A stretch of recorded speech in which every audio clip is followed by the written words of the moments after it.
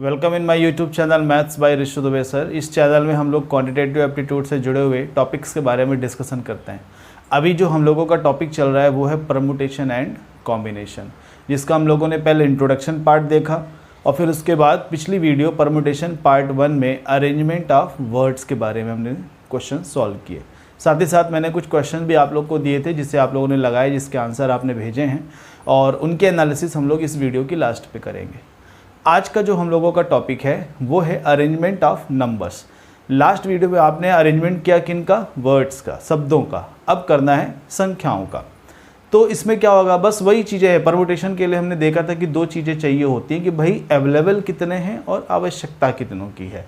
ये चीज़ हमें समझना है। अब वो लेटर हो, नंबर हो या कोई भी कंडीशन हो, इससे कोई खास प्रॉब्लम नहीं होती है। जैसे एक सिंपल सा क्वेश्चन है कि ऐसा कि find the total number of 5 digit numbers. 5 अंकों की कुल कितनी संख्याएं। अब क्वेश्चन में कुछ दिया नहीं, बस इतना ही लिखा है 5 अंकों की कुल कितनी संख्याएं। मतलब आपको ऐसे नंबर्स बताने हैं कितने हैं जिनमें 5 डिजिट होते हैं। अब ये 5 डिजिट क्या है, आपको पता है कि संख्याओं में डिजिट होती है ना। जैसे अगर हमने लिख दिया 4 तो ये हमारी 1 डिजिट यानी 1 अंक की संख्या है। अगर हमने लिख दिया 42 तो ये हमारी 2 डिजिट की नंबर है। तो ऐसे करते हुए 5 डिजिट की नंबर हमको बनाना है। तो 5 डिजिट के नंबर बनाने के लिए हमें कौन कौन से डिजिट की आवश्यकता है, पहले ये देख लेते हैं। पहले तो हमें चाहिए यूनिट डिजिट, यूनिट यानी इकाई अंक। फिर चाहिए टेंस डिजिट यानी दहाई अंक। फिर चाहिए 100, फिर 1000 एंड देन 10,000। तो 1 2 3 4 5 डिजिट नंबर्स आपकी हो गई। अब सवाल ये उठता है कि चलो ठीक है, प्लेस बन गया, हमें आवश्यकता किसकी है ये बन गया। अब आते हैं उपलब्धता क्या है, अवेलेबिलिटी किसकी किसकी है। तो आप लोग को पता ही होगा कि मैथ्स में आपके पास टोटल जो डिजिट होते हैं वो 10 होते हैं। कौन कौन से? 0 1 2 3 4 5 6 7 8 9, ये अंक कहलाते हैं, डिजिट, है ना। तो टोटल आपको जो अवेलेबल डिजिट है वो कितने हैं? 10। क्वेश्चन ने कोई ऐसी कंडीशन दी नहीं, सीधा सीधा कह रहा है 5 अंकों की कितनी संख्याएं बनाई जा सकती हैं। तो यानी टोटल हमारे लिए सारे डिजिट क्या हैं? अवेलेबल है। ये सारे डिजिट उपलब्ध है हमें, पर हमें आवश्यकता कितनों की है? हमें आवश्यकता केवल 5 की है, क्योंकि हमारे पास 5 प्लेस है ना, यूनिट, टेंस, 100, 1000 और 10,000। अब आपको ये चेक करना है कि हर प्लेस के लिए कितने डिजिट अवेलेबल है, क्योंकि कुछ ऐसा होता है कि जहां पर एक डिजिट नहीं आ सकता। वो होता है खासतौर से पहला जो डिजिट हमारा होता है ये, ठीक है, 10,000 वाले प्लेस पर। यहां पे आपको पता होगा कि कभी भी 0 नहीं आ सकता। मतलब अगर आपने लिखा है 04 तो ये 2 अंक की संख्या नहीं हुई, ये 1 अंक की संख्या मानी जाती है। 0 अगर स्टार्टिंग में लगा है तो उसको काउंट नंबर ऑफ डिजिट पे नहीं किया जाता। लेकिन 0 अगर कहीं और लिखा है, जैसे 42 में लास्ट में 0 आपने लिख दिया तो ये 3 डिजिट की नंबर कहलाएगी, या आपने 402 लिख दिया तो ये भी 3 डिजिट की नंबर कहलाएगी। लेकिन अगर आपने 042 लिख दिया तो ये 3 डिजिट की नंबर नहीं कहलाती है। तो यही मैं कहना चाह रहा हूं कि आखिरकार पहला जो हमारा डिजिट होता है उसमें 0 अवेलेबल नहीं होता। क्यों? क्योंकि यहाँ पे 0 आएगा तो ये 5 डिजिट की नंबर नहीं कहलाएगी। तो जब हमारे लिए 0 अवेलेबल नहीं है तो फिर क्या बचा? फिर 0 के अलावा कोई भी डिजिट आ जाए, कोई दिक्कत नहीं। तो कितने डिजिट अवेलेबल है? टोटल 9 डिजिट अवेलेबल है फॉर द फर्स्ट प्लेस। तो पहले स्थान के लिए हमारे पास 9 अंकों की उपलब्धता है। ध्यान रखिएगा, हाउ मेनी डिजिट्स, हमें ये लिखना है। विच डिजिट ये नहीं लिखना है, कौन सा अंक होगा ये नहीं लिख रहे हैं हम, है ना। कितने अंक होंगे हम ये लिख रहे हैं। तो कितने प्रकार के डिजिट आ सकते हैं यहाँ पर? पहले प्लेस पर 9 प्रकार के डिजिट आ सकते हैं। कौन कौन से? 1 2 3 4 5 6 7 8 9, 0 को छोड़कर, ठीक है। तो कुल मिलाकर के ये हमारा हुआ पहले प्लेस का अरेंजमेंट। अब आते हैं दूसरे प्लेस के अरेंजमेंट में। अब दूसरे प्लेस में तो 0 अवेलेबल है ना, 0 तो आ सकता है। तो जब दूसरे में 0 आ सकता है तो फिर सारे डिजिट आपके लिए अवेलेबल हो गए। यहाँ पे भी सारे डिजिट, अब 0 कहीं पे भी आ सकता है, केवल पहले प्लेस को छोड़कर। अब बाकी अंक पहले प्लेस में भी आ सकते हैं। तो फर्क केवल थोड़ा था पहले प्लेस में, बाकी सब में सभी डिजिट अवेलेबल हैं। 10 10 10 जितने भी डिजिट आपके वहाँ पर टोटल मैथ्स में होते हैं वो सारे अवेलेबल हैं। तो कुल मिला के पहले प्लेस के लिए 9 डिजिट, दूसरे, तीसरे, चौथे और 5वें प्लेस के लिए 10 डिजिट हमें अवेलेबल है। अब यहाँ पे आता है कि इसमें आंसर कैसे देंगे, प्लस लगाएं, इनटू लगाएं, क्या करें। तो एक बात बताइए, जब आप 5 अंकों की संख्या बनाते हैं तो कैसे बनाते हैं?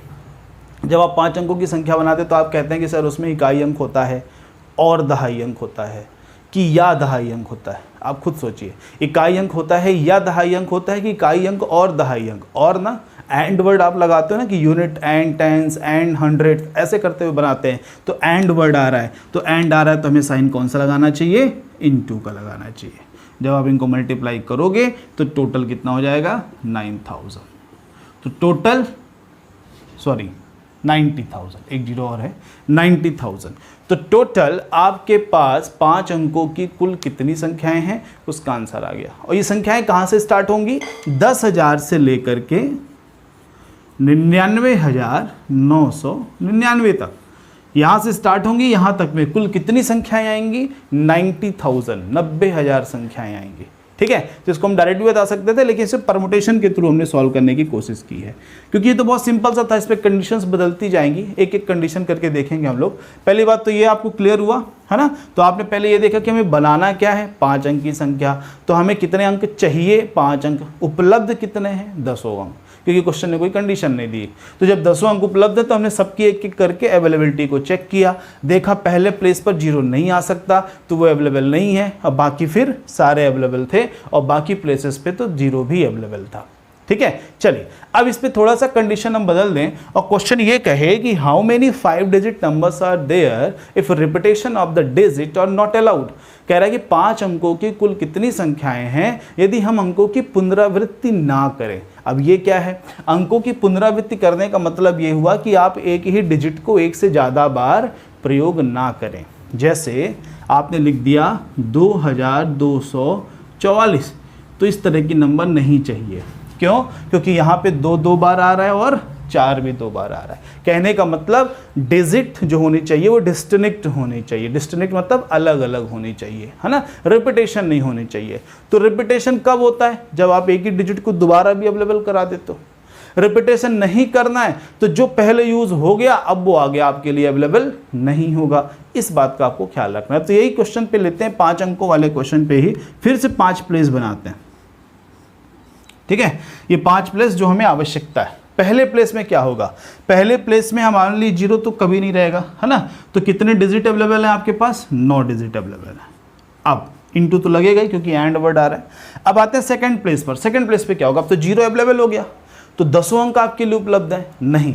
जिस अंक का प्रयोग आपने पहले कर लिया है, मतलब जो डिजिट पहले यूज हो गया है वो अब अवेलेबल नहीं है। तो आपने पहले प्लेस पर कितने डिजिट का यूज किया, एक ही डिजिट का यूज किया होगा। वो कौन सा है तो क्लियर नहीं, एक ही डिजिट का यूज किया होगा। तो हमारे इन 10 में सब कितने बचेंगे, केवल 9 बचेंगे।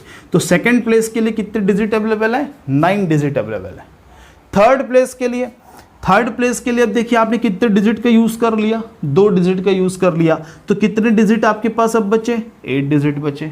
ऐसे करते हुए नंबर ऑफ डिजिट आपके डिसेंडिंग ऑर्डर में जाएंगे। क्यों जाएंगे, क्योंकि डिजिट जितने इस्तेमाल होते जा रहे हैं वो आगे के लिए अवेलेबल नहीं है। जैसे यहाँ पर अब 3 डिजिट का आपने इस्तेमाल कर लिया है, तो 10 में से कितने बचे, 7। अब 4 डिजिट आपके जो यूज़ हो चुके हैं, तो आपके पास अवेलेबल कितने बचे, 6। तो ये किस चीज़ का क्वेश्चन का आंसर हो गया, ये आंसर हो गया कि 5 डिजिट नंबर जिनके सारे डिजिट डिस्टिंक्ट होंगे या रिपीटेशन ऑफ द डिजिट नहीं होगी। ठीक है, तो इसी तरह की कंडीशन दे करके क्वेश्चन आपसे पूछता है। लेकिन अभी हमने आपको सारे डिजिट अवेलेबल करा दिए थे। क्वेश्चन में ये भी आ जाता है कि आपको एक निश्चित डिजिट दे देगा कि डेफिनेटली भाई इतने ही डिजिट हैं, आप इन्हीं से ही सारी चीज़ें बनाइए। ठीक है, जैसे क्वेश्चन देखते हैं, इन्हीं डिजिट में से कुछ डिजिट को हम लोग हटा देते हैं। जैसे 3 हटा दिया, 4 हटा दिया, 8 9 हटा दिया। ठीक है, अब आपको पास केवल 6 डिजिट हैं।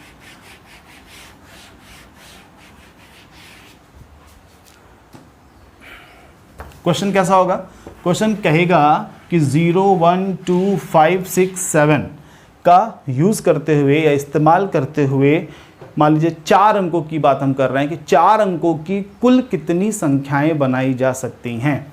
तो 4 अंकों की कुल कितनी संख्याएं बनाई जा सकती हैं, मतलब डिजिट कितने हैं, 4। तो प्लेसेस कितने बनेंगे 4। हमें आवश्यकता कितनों की है 4 की है। अब उपलब्धता कितनी है, तो यहाँ पे देखो अब क्योंकि 6 डिजिट ही है ना, क्वेश्चन ही नहीं कहा कि 0 1 2 5 6 7 का यूज़ करते हुए, तो 0 1 2 5 6 7 का अगर हम यूज़ करते हैं तो हमें पता है कि हम पहले डिजिट पर 0 को यूज़ नहीं कर सकते हैं, फिर बाकी 5 डिजिट आपके लिए अवेलेबल हैं।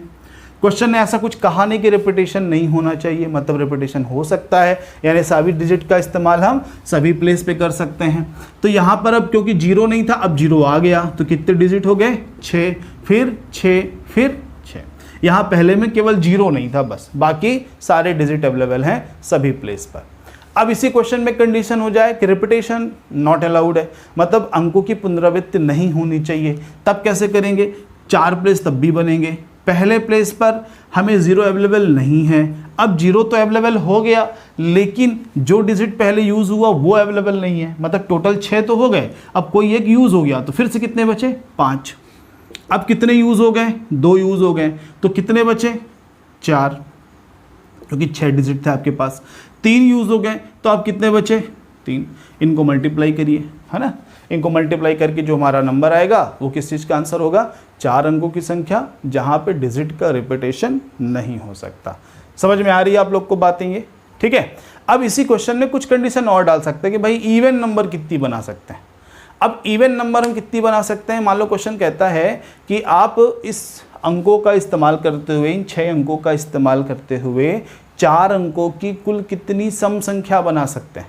तो 4 अंकों की कुल कितनी सम संख्या, डिजिट का रिपीटेशन अलाउड है इसका मतलब, तो 4 अंकों की कुल इवन नंबर। तो इवन नंबर होती कौन है, इवन नंबर वो होती है जिसका यूनिट डिजिट 0 2 4 6 8 ऐसी डिजिट्स होती हैं। तो यहाँ पे अवेलेबल क्या क्या है आपके पास, 0 अवेलेबल है, 2 अवेलेबल है, 6 अवेलेबल है।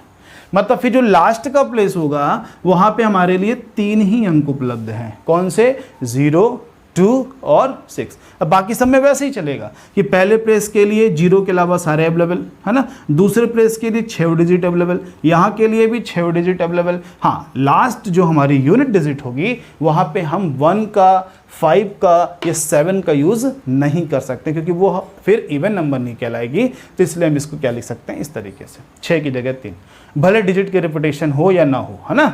अब बात आती है, अगर मान लीजिए क्वेश्चन होता कि भाई डिजिट का आप जो है रिपीटेशन नहीं कर सकते, तो जब आप रिपीटेशन नहीं कर सकते तो आपके सामने कंडीशन आएगी कि भाई हमने यहाँ पे किसको फिक्स किया, जैसे 4 अंकों की हमने संख्या बनाई, ठीक, 4 अंकों की संख्या में क्वेश्चन ने कहा है कि भाई रिपीटेशन नॉट अलाउड है। तो जब रिपीटेशन नॉट अलाउड है तो हमें एक एक करके करना चाहिए। तो आपको पहले डिटेल में समझाते हैं। मान लीजिए हमने पहले 0 ही फिक्स कर दिया, हमने कर दिया कि यूनिट प्लेस पर 0 आएगा, ठीक है। तो यानी कितने अंक हमने अवेलेबल करवाए यहाँ पर 1।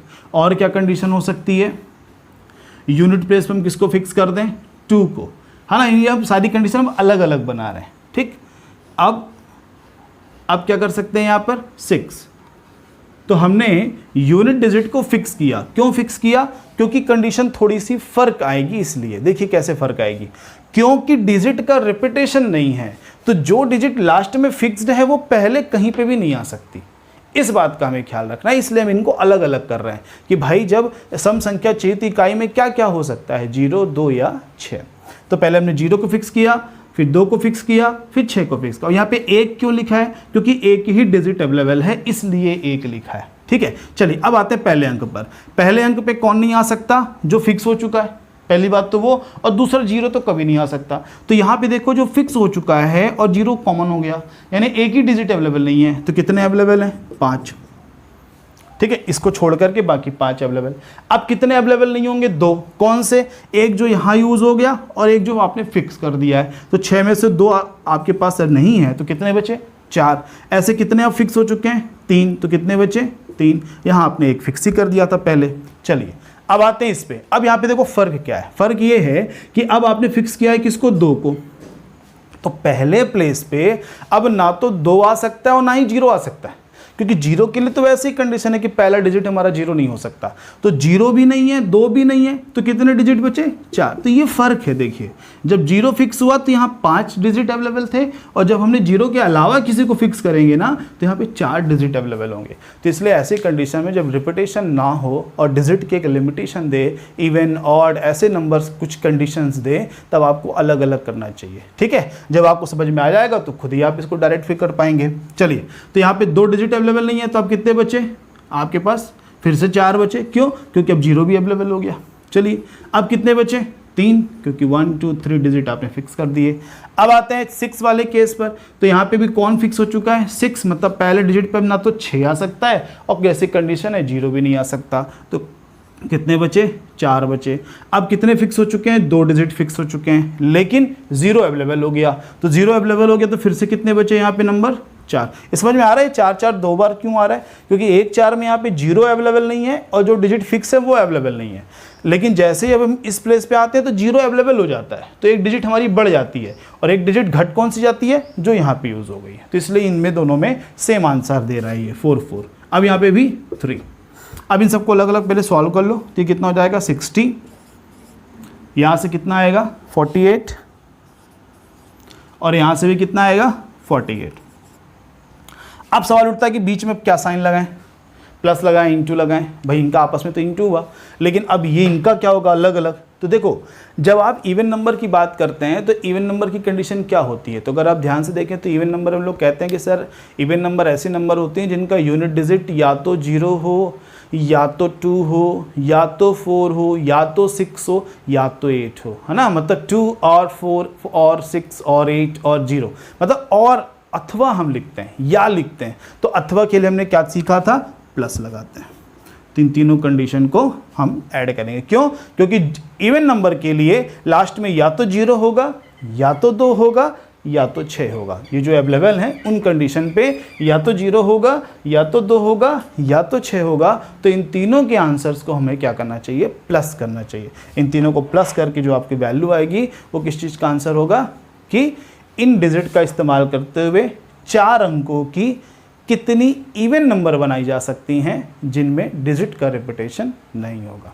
ठीक है, तो ऐसे करते हुए क्वेश्चंस आपके बढ़ते जाएंगे। एक और क्वेश्चन देखते हैं जो थोड़ा सा इनके अरेंजमेंट से अलग है। जैसे क्वेश्चन क्या है? डिजिट आपके पास अवेलेबल है 1 2 3 4 केवल।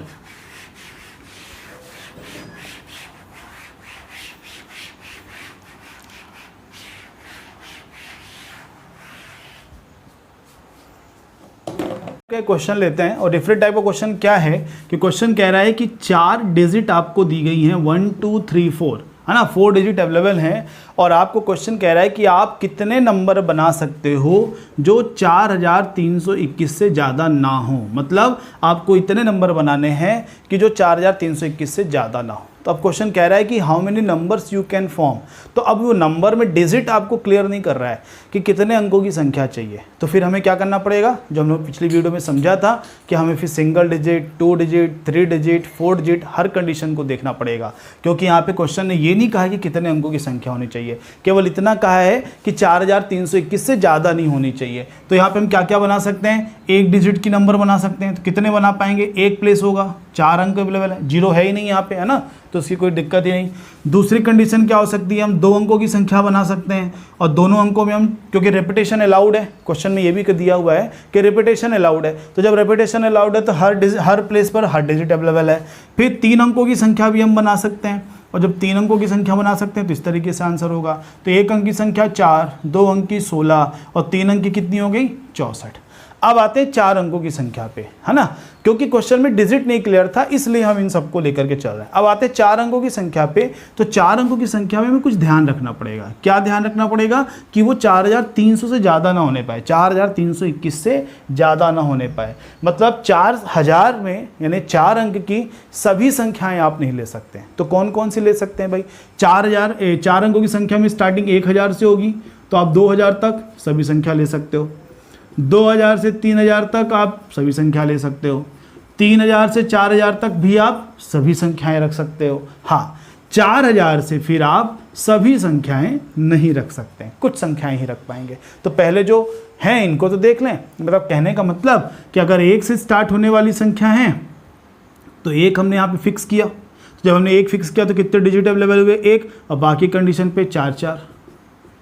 फिर जब हम इसमें यहाँ पे 2 फिक्स करेंगे तब भी तो डिजिट तो 1 ही अवेलेबल है और कंडीशन बाकी 4 4, है ना, क्योंकि रेपिटेशन अलाउड है। फिर हम 3 के लिए भी 1 रखते हैं।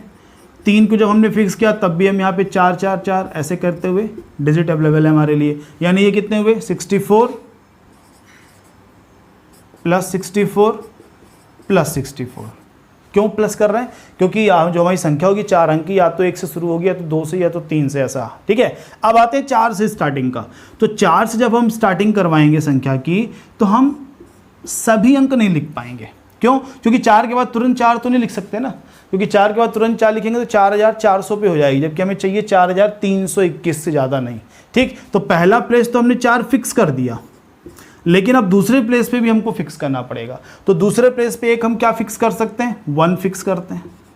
1 डिजिट कौन सा? 4100 से लेकर के जितनी संख्या हम बना सकते हैं। तो 4100 से कितनी संख्या बन सकती है? इस प्लेस पे 4 4 यानी कितनी? 16 नंबर आप बना सकते हैं। उसी तरीके से 4 के साथ आप यहाँ पे किसको फिक्स कर दो? 2 को फिक्स कर दो, तो डिजिट तो 1 ही अवेलेबल है। अब बाकियों के लिए 4 4 अवेलेबल है, तो यहाँ भी कितनी संख्या आप बना सकते हो? 16 बना सकते हो। आपने 1 फिक्स कर दिया, 2 फिक्स कर दिया, कौन सा? 4 के बाद वाला अंक, दूसरा अंक। अब आते हैं 4 के बाद तीसरा अंक। 3 को जब यहाँ हम फिक्स करने जाएंगे तो जब हम आप 3 फिक्स करेंगे तो हमें ध्यान रखना होगा 21 से ज़्यादा नहीं हो, 21 से ज़्यादा नहीं होना चाहिए। तो फिर क्या क्या हो सकता है वहाँ पे? तो फिर आप देखोगे कि सर यहाँ पे हम अगर 1 को फिक्स करते हैं तो यहाँ पे हम 4 अंक रख सकते हैं। भाई आप संख्या कैसे अब लिख रहे हो? 4300 और यहाँ पे संख्या खाली है, तो यहाँ पे कितने अंक आ सकते हैं? 4 आ सकते हैं, तो वही मैंने यहाँ पे लिखा है। अब यहाँ पे आप तीसरी प्लेस पर 2 को रखो, माने अब संख्या अब आप ऐसे बना रहे हो 4300 ऐसा करके, तो यहाँ पे फिर एक ही संख्या रख सकते हो, कौन? 1। फिर आप ना तो यहाँ पे 2 रख सकते हो, ना 3, ना तो 4। ठीक ना? तो यहाँ पे लिए कितने अवेलेबल हुए? 1 अवेलेबल हुआ। मतलब 4 से स्टार्ट होने वाली संख्याएं कौन कौन सी हुई? 4 से स्टार्ट होने वाली 16 4100 से, 16 4200 से, 4300 पे 1 हुआ। जब यहाँ पे 1 होगा तो 4 संख्या और यहाँ 2 होगा तो 1 संख्या। तो टोटल कितना हुआ कुल मिलाकर के? 16 प्लस 16 इनका और प्लस 4 प्लस 1, और ये पहले के जो थे इनको भी ऐड कर लेना इनके साथ। तो ये सब को जब आप ऐड करोगे तब आपको टोटल नंबर आएगा कि 4321 से ज़्यादा या 4321 तक हम कितनी संख्या यहाँ पे बना सकते हैं। ठीक है, तो ये हुआ इस क्वेश्चन का आंसर। अच्छा क्वेश्चन है। अब बढ़ते हैं पिछली वीडियो पे जो मैंने आपको क्वेश्चंस दिए थे उसके सॉल्यूशंस के लिए। आज की वीडियो के भी क्वेश्चन हम आपको यहाँ पे प्रोवाइड करवाएंगे, है ना, लिंक आपको जरूर देंगे। कुछ क्वेश्चन जो नंबर्स के अरेंजमेंट पर है। पहले देखते हैं पिछली वीडियो के क्वेश्चंस के आंसर्स। तो पिछली वीडियो जो थी अरेंजमेंट ऑफ वर्ड्स पे, उसमें मैंने आप लोग को 10 क्वेश्चन दिए थे। उसमें से ज़्यादातर क्वेश्चन एक शब्द रेनबो पर बेस्ड थे। तो रेनबो पे पहले जो कंडीशन पे क्वेश्चन था वो क्वेश्चन ये था कि कुल कितने आप इसमें शब्द बना सकते हैं इन सभी का इस्तेमाल करते हुए। तो उसका बड़ा सिंपल सा आंसर था कि जितने लेटर उसका फैक्टोरियल। तो 1 2 3 4 5 6 7, तो 7 फैक्टोरियल। सभी ने आंसर भी दिया है। चलिए सेकंड पे देखें। सेकंड कह रहा है कि अगर इसी में अगर हम आर से स्टार्ट होने वाले कितने वर्ड्स लिख सकते हैं। तो जब हम आर से स्टार्ट करेंगे मतलब पहला प्लेस हमारा आर फिक्स हो गया, फिर बचा क्या? 6 कंडीशन। तो 6 कंडीशन का अरेंजमेंट 6 फैक्टोरियल, है ना। क्यों? क्योंकि आर तो फिक्स हो गया, बाकी जगह फिर हमको क्या करना पड़ेगा? अरेंजमेंट करना पड़ेगा। तो 6 फैक्टोरियल हो गया। तीसरी कंडीशन कह रहा है कि आर से स्टार्ट हो मगर ख़त्म डब्ल्यू से हो। आर से स्टार्ट हो और ख़त्म डब्ल्यू से हो, माने पहला भी फिक्स हो गया और आखिरी भी फिक्स हो गया। तो बचे कितने? 1 2 3 4 5 प्लेस। तो इनका अरेंजमेंट 5 फैक्टोरियल। ठीक है, इन सब की वैल्यू आप निकाल करके रखना। ठीक है, नेक्स्ट अगली कंडीशन में कह रहा है कि एन और बी साथ में हो, मतलब इस रेनबो के एन और बी हमेशा क्या हो? साथ में हो। तो हम लोगों ने समझा था कि चाहे वॉवेल कॉन्सोनेंट किसी की भी बात करें साथ में होने की, तो उनको हमें 1 यूनिट मान लेना है। तो जब हम इनको 1 यूनिट मान लेंगे तो ये हमारे लिए 1 हो गए और बाकी सब अलग अलग। तो 1 2 3 4 5 6 फैक्टोरियल एक तो इनका हो गया, इनटू ये भी तो आपस में अरेंज होंगे तो 2 फैक्टोरियल। मतलब पहले हमने एन बी को रिमेनिंग बचे हुए लेटर के साथ अरेंज किया, फिर एन बी को आपस में अरेंज कर दिया। चलिए अब आते हैं नेक्स्ट क्वेश्चन पर। नेक्स्ट क्वेश्चन इसी पे कह रहा था कि आई और ओ कभी भी साथ में ना हो। रेनबो शब्द में आई और ओ कभी भी साथ में ना हो। तो ऐसे क्वेश्चन जहाँ पे ये लिखा हो कि साथ ना हो या साथ ना आए, तो इसको डायरेक्ट मत निकालो। इसके लिए क्या करो, टोटल कंडीशन में साथ में आने की कंडीशन को घटा दीजिए। तो टोटल कंडीशन कितनी थी हमारी, 7 फैक्टोरियल पहला ही था टोटल कंडीशन का, माइनस साथ में आने का किसका, आई और ओ का। तो आई और ओ दो फिर से वही एक यूनिट हो गए, कुल मिला के यही आंसर होगा। क्यों, क्योंकि आई और ओ लिखो या एन ओ बी लिखो, लेटर्स तो सब में अलग अलग ही थे। तो आई ओ को हमने एक यूनिट माना, तो बाकी बच्चों के साथ रखें तो 6 फैक्टोरियल और फिर ये आपस में भी अरेंज हुए। तो ये हुआ टोटल कंडीशन और ये हुआ आई और ओ के साथ में आने का कंडीशन। इन दोनों को माइनस कर दिया तो आंसर आ गया साथ में ना आने का। ठीक है, नेक्स्ट क्वेश्चन इसी पे था, कह रहा है कि इसमें ऐसे कितने शब्द होंगे या कितने ऐसे वर्ड्स होंगे जहाँ पे जो वॉवेल्स हैं हमेशा कॉन्सोनेंट के पहले होंगे। तो वॉवेल पहले होने चाहिए और कॉन्सोनेंट बाद में होने चाहिए, इस चीज़ का हमें ध्यान रखना पड़ेगा। तो वॉवेल्स कितने हैं यहाँ पे, पहले ये देखो, तो ए आई ओ 3 वॉवेल्स हैं, कॉन्सोनेंट्स कितने बचे, फिर 4 बचे। तो ये हमेशा पहले होंगे 3 वॉवेल हमारे, मतलब जब हम 7 की कंडीशन बनाएंगे तो यहाँ पे हमारे वॉवेल्स होने चाहिए और यहाँ पे हमारे कॉन्सोनेंट्स होने चाहिए। ऐसा कंडीशन क्वेश्चन करने को कह रहा है। लेकिन अब वो वॉवेल में पहला कौन होगा, दूसरा कौन होगा, तीसरा, ये तो नहीं लिख रहा ना। मतलब इनका तो अरेंजमेंट होगा, तो 3 फैक्टोरियल हुआ वॉवेल्स का अरेंजमेंट और 4 फैक्टोरियल हुआ आपके कॉन्सोनेंट्स का अरेंजमेंट, और इनका आपस में मल्टीप्लिकेशन कर दोगे तो टोटल अरेंजमेंट हो जाएगा। ठीक है, क्योंकि वॉवेल और कॉन्सोनेंट से ये वर्ड बना हुआ है। ठीक है, चलिए अगला क्वेश्चन। अगले क्वेश्चन में कह रहा है, ये अच्छा क्वेश्चन था, कि अगर हम रेनबो के सभी अक्षरों का प्रयोग करते हुए डिक्शनरी मीनिंग के हिसाब से इन्हें अरेंज करें। डिक्शनरी आप सबने देखी होगी, कैसा होता है, पहले ए से स्टार्ट होने वाले वर्ड्स होते हैं, फिर बी से, फिर सी से, ऐसे करते हुए वो अल्फ़ाबेट्स में आगे बढ़ता है।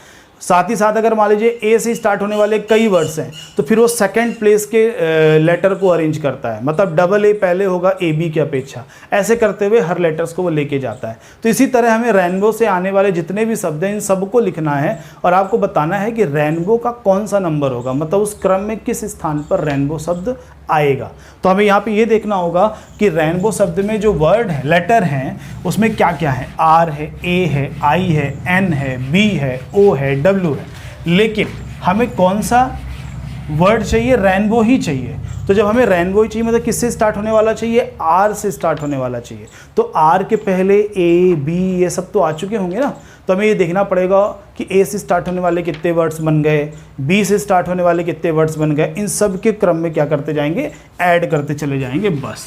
ठीक, तो पहले देखते हैं ए से स्टार्ट होने वाले कितने वर्ड्स बनेंगे। जब हम बात करते हैं ए से स्टार्ट होने की तो हमारा पहला प्लेस ए फिक्स हो गया, तो फिर बाकी कितने बचे, 6 फैक्टोरियल। बी से स्टार्ट होने की बात करें तो यहाँ पे भी कितना हो जाएगा, 6 फैक्टोरियल। क्यों, क्योंकि बाकी 6 लेटर बचते हैं। अब सी है क्या, यहाँ पे सी तो है नहीं, ए हो गया, बी हो गया, अब बारी है आई की। तो आई से स्टार्ट होने वाले भी कितने होंगे, 6 फैक्टोरियल। समझ में आ रहा है 6 फैक्टोरियल कैसे आ रहा है, 6 लेटर बचे, उन्हीं का ही अरेंजमेंट करना है।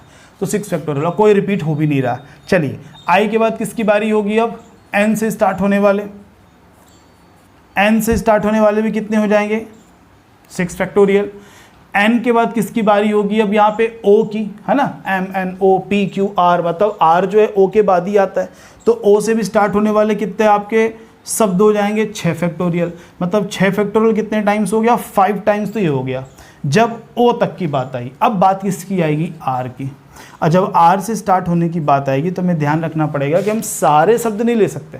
आर से भी स्टार्ट होने वाले 6 फैक्टोरियल ही वर्ड्स होंगे, लेकिन उन 6 फैक्टोरियल वर्ड्स में कुछ ऐसे भी वर्ड्स हो गए होंगे जो रेनबो के बाद आने वाले होंगे, वो भी काउंटेड हैं। तो इसलिए हमें इन पे रेनबो के केस में जब आर पे आएंगे तो सबकी कंडीशन अलग अलग रखेंगे।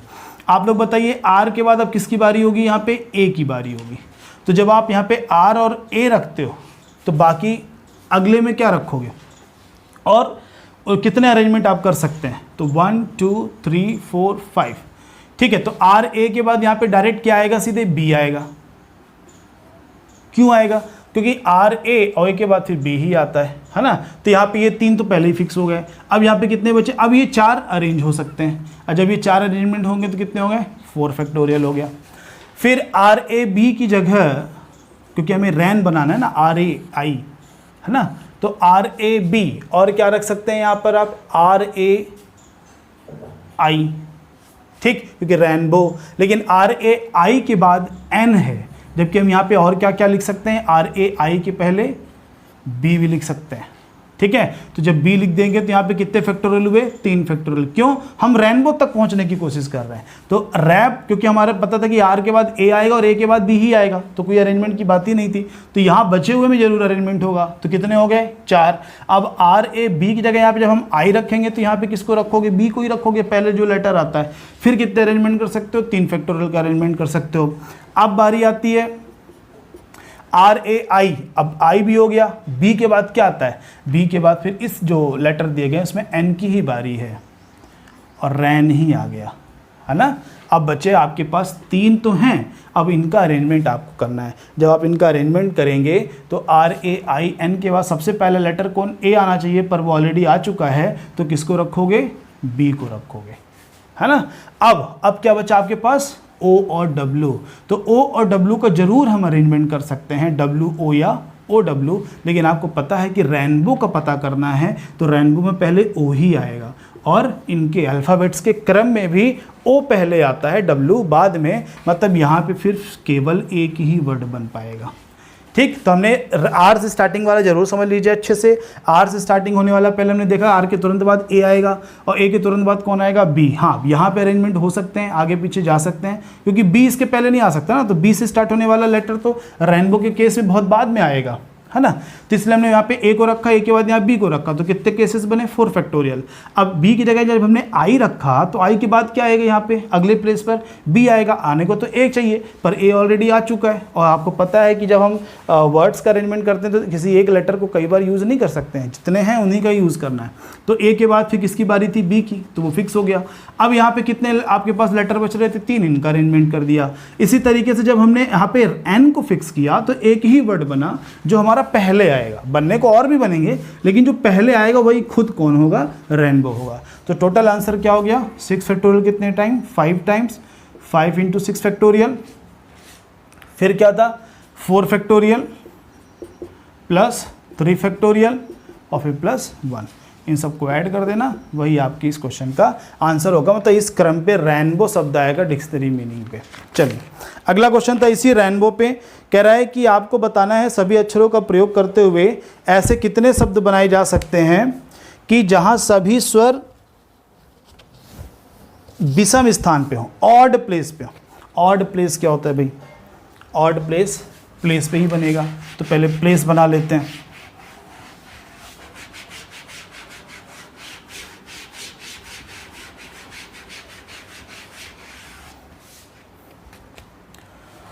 रेनबो पे 7 प्लेस है, ठीक है। ये आपका पहला प्लेस, ये दूसरा, ये तीसरा, ये चौथा, ये पांचवा, ये छठवां, ये सतवां। तो इसमें से जो पहला, तीसरा, पांचवा, सातवां ये ऑड है ना, और जो ये दूसरा, चौथा, छठवां है और ये आपका इवन प्लेस है। तो ऑड प्लेस और इवन प्लेस की यहाँ पे ये बात हो रही है। तो कह रहा है कि हमारे इवन प्लेस पर, ऑड प्लेस पर हमेशा स्वर यानी वॉवेल होने चाहिए। तो वॉवेल थे कितने हमारे पास, 3 थे, A I O। कॉन्सोनेंट कितने बचे हमारे पास, 4, ठीक। तो अब यहाँ पे अगर हम 4 प्लेसेस पर 3 को अरेंज करने जा रहे हैं, 4 प्लेसेस पर हम क्या करने जा रहे हैं, 3 को अरेंजमेंट करने जा रहे हैं, और बचे हुए 3 प्लेसेस पे हम 4 कॉन्सोनेंट को तो अरेंज नहीं कर सकते ना। तो इसलिए पहले आप इवन प्लेस को अरेंज कर दीजिए। क्यों, क्योंकि इवन जिस तरीके से ऑड प्लेस की बात कर रहा है, वॉवेल आना चाहिए, तो प्लेसेस ज़्यादा हैं, वॉवेल कम है ना, मतलब वो तो अरेंज हो जाएंगे बहुत आसानी से। लेकिन हमारे पास जो कॉन्सोनेंट है वो 4 है और इवन प्लेस कितने हैं, 3। तो ये थोड़ी क्वेश्चन कह रहा था कि आपका जो कॉन्सोनेंट है वो ऑड पे नहीं आ सकता। आपको ये ध्यान रखना है कि आपका वॉवेल इवन ऑड पे आना चाहिए, है ना, वो इवन पे नहीं आना चाहिए। लेकिन कॉन्सोनेंट फ्री है, वो इवन पे भी आ सकता है और ऑड पे भी आ सकता है। इसलिए हम पहले कॉन्सोनेंट को अरेंज करते हैं। तो जब हम कॉन्सोनेंट को अरेंज करेंगे तो पहले हम इवन प्लेस पर देखते हैं। तो इवन प्लेस हमारे पास कितने हैं, 1 2 3, यानी कितने हमें यहाँ पे रिक्वायर्ड है, 3 की, पर अवेलेबल कितने हैं हमारे पास, 4। तो इनका अरेंजमेंट क्या होगा, 4p3। परमुटेशन याद करिए, है ना, स्टार्टिंग में ही हम लोगों ने समझा था NPR। तो यहाँ पे हमारे पास अवेलेबल कितने थे, 4, और रिक्वायर्ड कितने, 3। तो हमने 3 इवन प्लेस का अरेंजमेंट कर दिया। अब बचते हैं 4 ऑड प्लेस। तो ऑड प्लेस जो थे 4, हमारे जो ऑड प्लेस हैं तो हमारे रिक्वायर्ड भी कितने हैं 4। तो अब इनमें 4 में से 3 तो अरेंज हो गए, तो एक कॉन्सोनेंट बचा और 3 वॉवेल बचे, तो कितने हो गए टोटल 4 हो गए। तो इसलिए यहाँ पे 4p4। तो पहले आपने किसको अरेंज किया है इवन प्लेस को, फिर आपने किसको अरेंज किया है ऑड प्लेस को हमने अरेंज किया। तो जब हमने इवन प्लेस देखा तो हमारे पास 3 इवन प्लेस थे और इस इवन प्लेस में क्या आएंगे कॉन्सोनेंट्स आएंगे। तो कॉन्सोनेंट्स कितने अवेलेबल हैं 4 अवेलेबल है ना। तो 4 में से 3 तो यहाँ अरेंज हो गया, मतलब एक कॉन्सोनेंट तो बच गया। अब एक कॉन्सोनेंट बच गया, साथ में क्या बच गए 3 वॉवेल, वो कहाँ आएंगे ऑड प्लेसेस पर आएंगे। तो ऑड प्लेसेस कितने हैं 4, बचे हुए लेटर भी कितने हैं 4, तो इसलिए 4p4, सॉरी ये इंटू होगा। अब आप इसको सॉल्व कर लीजिए।